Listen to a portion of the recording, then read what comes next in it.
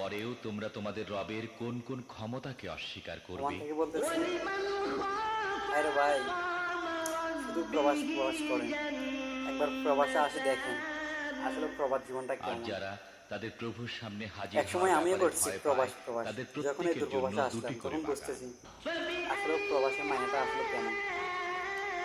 বাংলাদেশে মাত্র 36 ডিগ্রি তাপমাত্রা যখন সহ্য করতে পারতাম না, তখন যেরকম স্কুল কলেজ থেকে চলে আসতাম, আর তোমাদের এই রবের দূরপ্রবাসে কোন আসার পর কোন থেকে দানকে তোমরা অস্বীকার 50 করবে? ডিগ্রির উপরে রোদ সহ্য করতে হয়। আসলে ভাই আপনারা বুঝতেছেন না আসলে প্রবাস জীবনটা কেমন। বাংলাদেশে আছেন অবশ্যই ভালো আছেন, একবার আসে দেখেন আসলে দূরপ্রবাসের মায়াটা কেমন। তরতাজা লতা পাতা ও চিন্তার ডালপালায় পর ভরা। চিন্তা, খানার পর খানা, কিছু যায় আসে না। যখন মা বাবা ভাই বোন কথা মনে ওঠে তখন আর এই দূরপ্রবাসে ভালো লাগে না। বর্তমানে ভিসা বন্ধ আছে, আর ভিসা যদি যখন চালু হয় তখন যদি আপনারা দূরপ্রবাসে আসেন তখন বুঝে নিয়ে আসেন আসলে প্রবাসের পরিস্থিতি এমন ভালো না।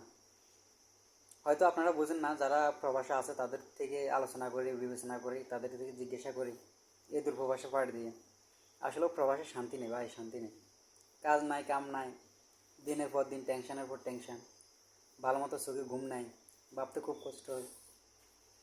আসলে প্রবাসের মায়াটা ভালো না।